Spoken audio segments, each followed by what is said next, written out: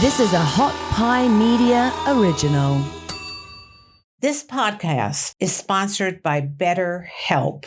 H-E-L-P. Help. BetterHelp. Now, is there something that's interfering with your happiness or preventing you from achieving your goals?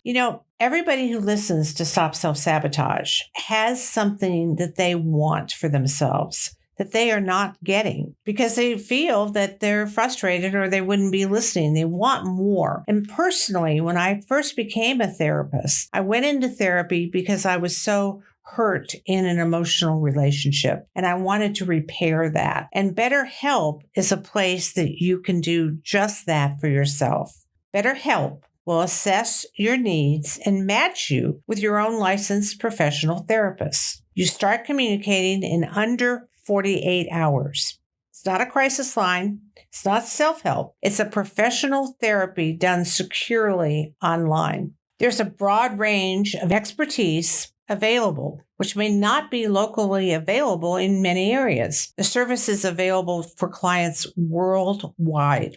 You can log into your account anytime and send a message to your therapist. You'll get timely and thoughtful responses. Plus, you can schedule weekly video or phone sessions. So you won't ever have to sit in an uncomfortable waiting room as with traditional therapy. BetterHelp is committed to facilitating great therapeutic matches, so they make it easy and free to change therapists as needed. It's more affordable than traditional offline therapy, and financial aid is available. BetterHelp wants you to start living a happier life today. Visit their website and read their testimonials that are posted daily. One of them is, Anthony wrote, "Karen is great. She's attentive, gives great advice, and really makes you think about your issues so you can resolve them in a fashion where you are comfortable." Visit betterhelp.com/SSS. That's better, HELP, and join the over 1 million people who have taken charge of their mental health with the help of an experienced professional. In fact,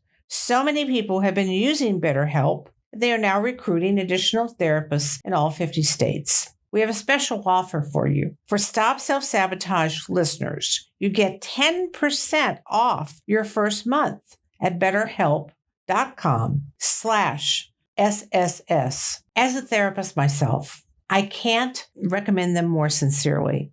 Go online, talk to them. They will be very attentive to your needs and they will get you the help you want. Hello, Sandy. Good to have you on the program. And Yes. Introduce yourself for the listeners, please, and the people who are seeing you on YouTube. Oh, yes. First of all, thank you for having me. My name is Sandy Korem, and I am the owner of two companies. One is the Festive Kitchen. I'm based out of Dallas, and the Festive Kitchen is kind of a broad-based, innovative food company.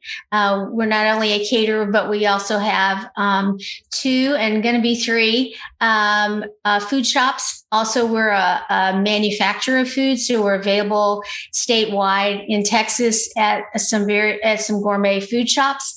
And then I own another company called the Catering Coach, where I help restaurant owners and caterers elevate their catering. And what I mean by that is be profitable, because most aren't. And so I'm into food. We didn't start out that way, but that's where I'm at right now. Yeah. Well, and reading about you and we're talking about the power of food and psychology, because when we're depressed, when we're anxious, when we're comfortable, most of us go to food. Yes. So there is a strong connection between food and psychological well-being. Yes. And we're going to be talking about that today, and you're the expert. So I'm so glad to have you on. Thank you. Thank you. Now, I read, tell me if this is right or wrong, that you started baking brownies. And yes. tell us that story. I am a nurse by college degree. Okay, have my bachelor's in nursing. Started out and loved it in labor and delivery. Loved it, but then when I always was home, or my husband was home when our kids were young. When the last one in her first grade, I thought, I do need to. We needed to have me work, and so I thought, I'll just go into food. I could bake. I had great hospitality skills, but no business background. So I started baking brownies for a hamburger joint, really, a joint, and baked thousands of brownies all the while calling myself a caterer. But it definitely has blossomed since then. And so, you can always start out small. Most people do. Yeah. Oh, absolutely. But so I started out with a comforting thing first, a brownie. Yeah, I mean, exactly. But most of us have baked brownies, but most of us also have not become a major entrepreneur in food.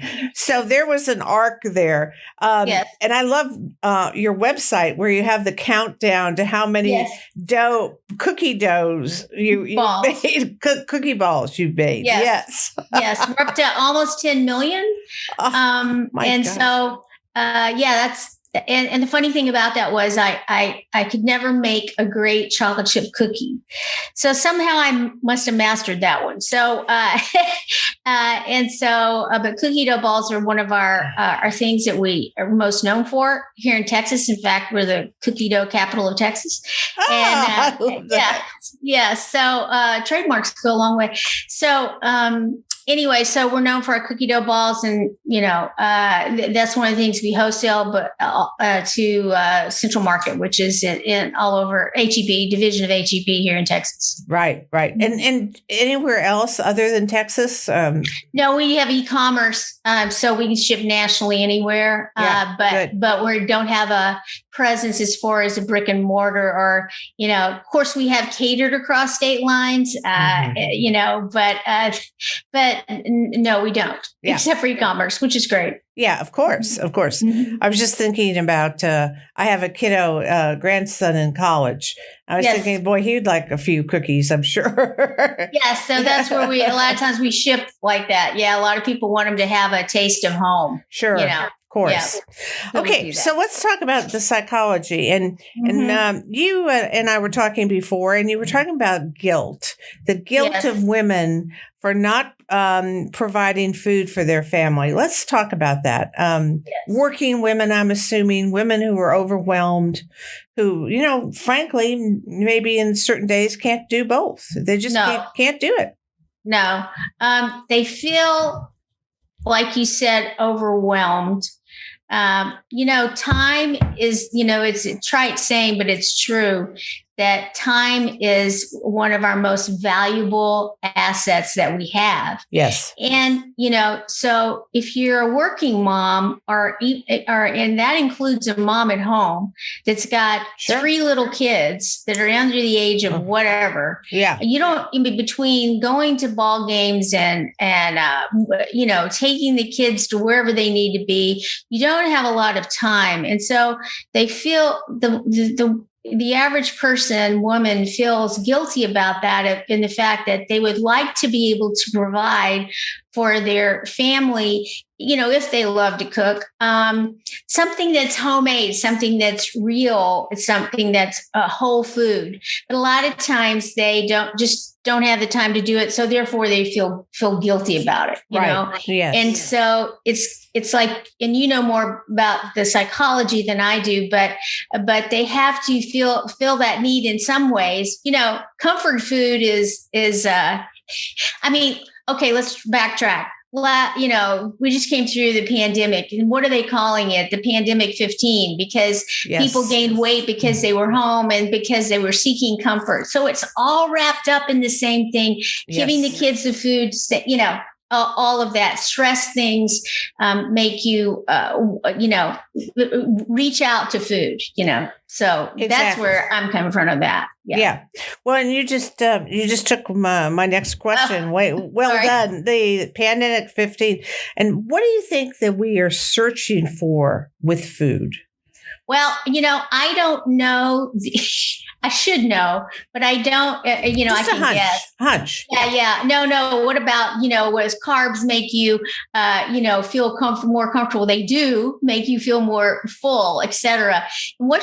I think what you're searching for is maybe memories of grandmother's soup, or if you had a great relationship with your family, or mom's dinner, meatloaf that she used to make, or if in your own family, just the comfort of the family circle, or even if you're single, if you're by yourself, just a comforting bowl of soup.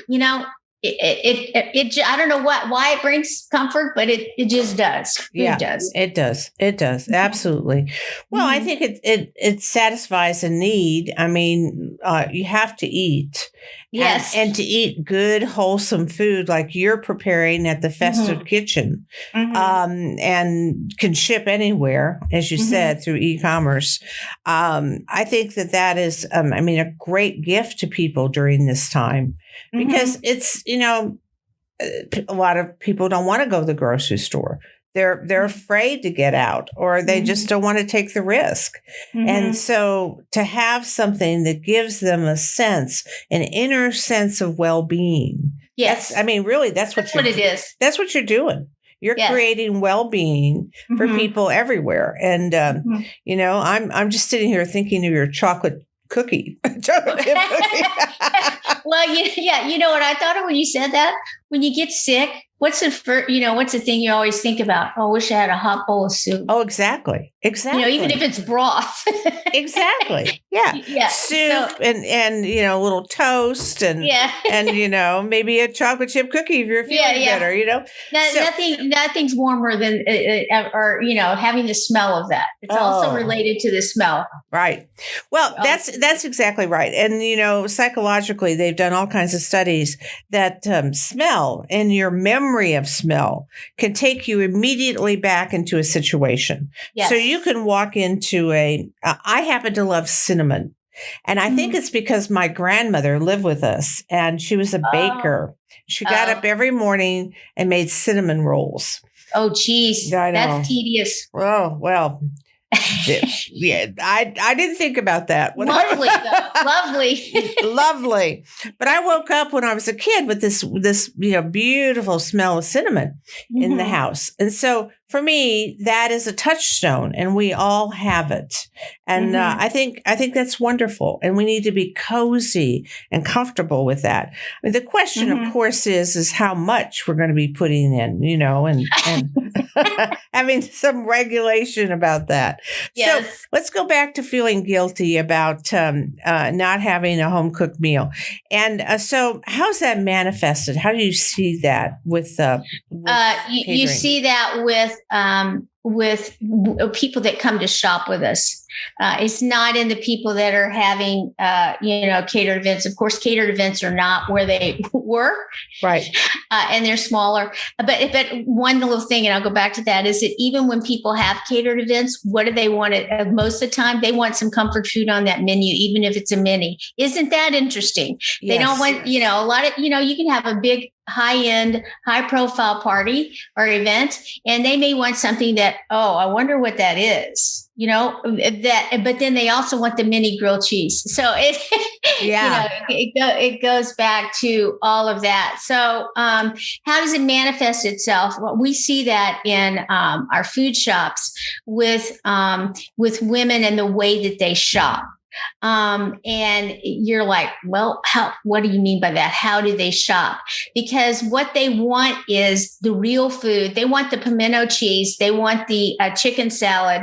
They want the lasagna. That is one of our most popular things. You're thinking, how boring is lasagna? No, not really. It is. No. And so it's the way that they shop. Now, when it comes fourth quarter, when it comes holiday, that's a whole different ballgame. There's all sorts of desserts and all that kind of stuff. But I see it manifested that way. And so the way the Festive Kitchen has struck a chord in that is the fact that we want to be their dependable daily necessity. So that someone that works, someone that doesn't have the time, knows that they can come to us, they can get dinner tonight, they can get breakfast for tomorrow or the next day, they can get lunch for this week.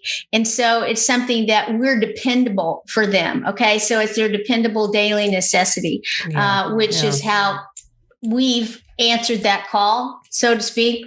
Anyway, that's how I see it manifested daily. Well, that's fascinating because as a way of creating two outcomes. One is you provide for your family, and two is you reduce your guilt because you are providing for your family. Yes, that somebody else has cooked this wonderful meal that, frankly, if it was me, if I lived in Dallas, then I would never be able to cook. So I'd be going, Sandy, I'm here. Hi. What am I having tonight for dinner? I know.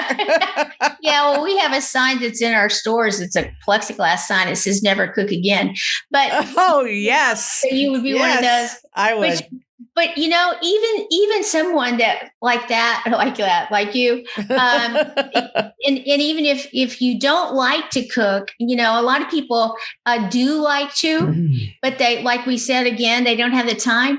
All they got to do is, you don't have to focus on the whole meal. Just cook one thing that you make.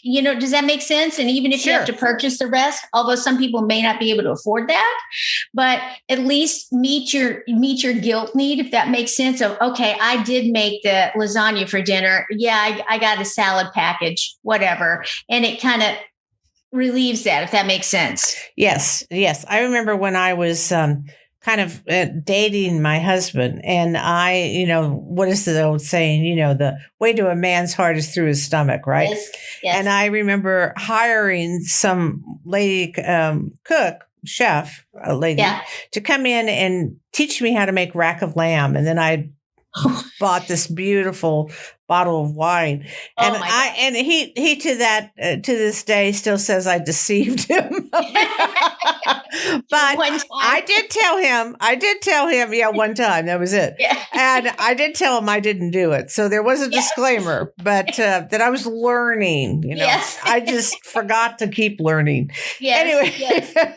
I understand. Yeah. So one of the things, Sandy, you say is a little guilt is good. Now, why would you say that? Because, the family, whether it be your a partner, whether it be you have children, memories, like you said before, are important. Your grandmother with the cinnamon, the family and sitting around a table, you cannot ever replace. You may not be able to cook the best food, but they can have that memory of sitting around the table as a family. So feeling guilty about that, I don't think is bad, because my point is, even if it's something you purchased, even if it's, it's you're sitting around the table. Okay. Yes. So to feel guilty about that, that's not bad. No, that's something that you want to establish. So I think people have missed that, because there's a lot of young people that millennials, nothing wrong with millennials, but a lot of them don't cook, period. Okay. I'm finding that more and more and more. And so, but they've got to establish, in my opinion, they need to establish that, that home hearth, that home, that the family being cozy.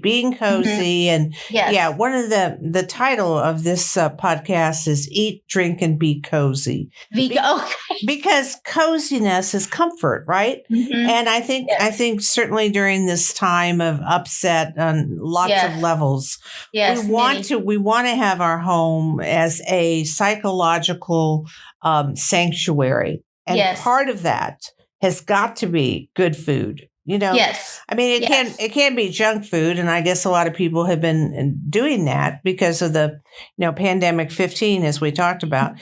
But maybe they've just been eating a lot of good food. I don't know. No, a lot of them have been cooking more than they ever have. Oh, well, that's good to know. And the number one most requested recipe for last year was sourdough bread, homemade sourdough bread. And so all of these people learned how to cook bread. And that's a great bread. Smell. Yeah. Yes. So they learned how to cook a lot. And so really, that was the number one request is sourdough bread. Interesting. And so go figure, and because they were home, they could watch it rise and all that kind of stuff, Yeah. So I just think it goes a lot. It goes a lot to our soul, to our heart. Yes. Is food does more than you think it does. Yes. And it's all related to the senses, like you said. I happen to have and they joke about it, my family does, but I happen to have a super smell. Now that can be good and that can be bad, right? But we'll just go with the good part in that it's helped me to have a great sense of taste, Sure. for food, which has been great. But like you said, all of this wraps into one. It's comforting, the smell, the memory, et cetera. And so it all goes to the psyche. Well, it does. It goes to your sense of wellness and comfort and our need to have that. And the Festive Kitchen is providing that so much across Texas. And as you said, through e-commerce, you may see a credit card light up with the name Pat Pearson on it. Okay. I'll be bringing it to California where I live. Yes. Just talking about it makes me want to order. So, Thank you. All right, everybody, get online right now and start ordering. All right. So food and comfort are joined, and that's because of memories. That's because of smell. That's because of creating an environment at home that when you feel a little bit cut off from the outside, yes. you enhance your own sanctuary. And you're doing that with your wonderful contribution of food. So one other question here. What took you from baking brownies to being this amazing caterer, entrepreneur? I mean, what was the business side of this? The business side of it was I began by accident in the beginning. Seriously, I thought, well, it took me several years to get my footing and to even have anyone call me for a catering job because, I mean, come on, no marketing, nothing. What do you expect? And so I finally started doing weddings at the beginning. Right now we don't, but which is fine with us. But nothing wrong with weddings. But I used to do like 60 or 70% weddings. And so I think what really kicked it off was two things. Number one, when I had my first wedding or so and got really good reviews from that, there happened to be a book then here in the Dallas area that was like the best wedding vendors. And so I thought, that'd be really good to be in that book. So I thought, how in the world am I going to do that? So I started, and it was going to come out every quarter. Okay. So I started having the people that we did the weddings for write back to that book and say it was the best one. I got reviewed in that book and stayed in that book for a couple of years, and that launched the wedding part. Oh, nice. Then I happened to have a wedding that was one of our first really high end weddings, not a high profile one, but a very nice upscale wedding. And I went to a place that's at Fair Park. It's called the Hall of State. It is very, very, very difficult to cater at. There's no kitchen. And so you are catering for 300, 400, 500 people, which is common. And people think that caterers have, they've got to have a kitchen somewhere. Most of the time, no, we're in a laundry room, a closet, behind a curtain, or in a garage. Oh, gosh. And so we're, but I met a very high-end event planner who liked our food. And then after that, she helped get us launched. And so I think another thing is that we, even though we've done a lot of high profile events. We don't really, I've trained my staff and expect this of them to treat the high profile person just like an everyday person, because they don't see that most of the time. Most of the time it's like, oh, I want your autograph and all that kind of stuff. So we don't allow that unless that person asks and says it's okay. Yeah. So I think all of that together. And then the number one thing also is, once you get in business, one of my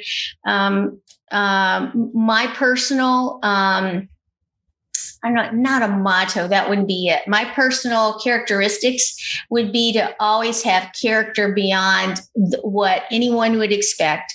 And that if we mess up, and it's going to happen to anybody, own it. Absolutely. And I'm from Louisiana, so you give back a little bit of lagniappe. You give back more than what is expected. Yeah. And I think that's served us well even to this day. Sure. Because you can't, at the end of the day, it's like you can't looking back, you can't go, oh, I did all these events. It's how did you handle all those? It's the same way with what we're talking about food. Is it years from now when your kids think back, or your husband thinks back, or whatever, they're going to remember the memory of it. It doesn't matter. They're not going to remember if you had mac and cheese or whatever. They're going to remember the memory of the family, or the memory of you. You know what I'm saying? Again, back to what we just discussed. Being at home and being cozy. Well, Sandy, you are certainly festive, and you created. I love your title too. My husband named that. Did he? Yeah. Yes. The Festive Kitchen. I mean, that's such a great title. It makes you just happy. I think festive. Yeah. Fine. Well, we started using the word a lot in. From when we do any marketing, we've made it a noun. Have you got your festiveness today? We use it with our employees. If they're not a fit, they're not a festive fit. So we've taken the term to a little bit more. I love that. but it's work for us, So. Once again, it's memories. You're conjuring up memories, and people think festive. They think fun. They think upbeat. They think great. I don't think that when I go into my kitchen. I think, oh my God. Well, you know what? Sometimes even, people go, oh my gosh, you must cook all the time. I even get tired of cooking. So it's not bad that someone does that, back to what we were talking about. It's not. It's just making it so you don't sabotage yourself, as your word. There you go. To really cause harm to yourself. And so I did, and I just go, I don't want to cook tonight. So whatever, so well, you make another great point, and that is, and I hadn't thought about it, but all the research these days is you need to eat healthy food, not full of additives, not full of all the, processed stuff. And you can. Yeah, and you can if you get involved with someone like yourself, because that's what's happening in the Festive Kitchen. You are making healthy foods that the people can pick up and know that, I'm sure you have all the lists on there, what's in it, and but know that someone has made it, and and you're being provided for. I mean, I think not that's out of a box. I think that's a wonderful feeling. I really do. So, congratulations on helping families and being an entrepreneur from brownies to business. I mean, it's amazing.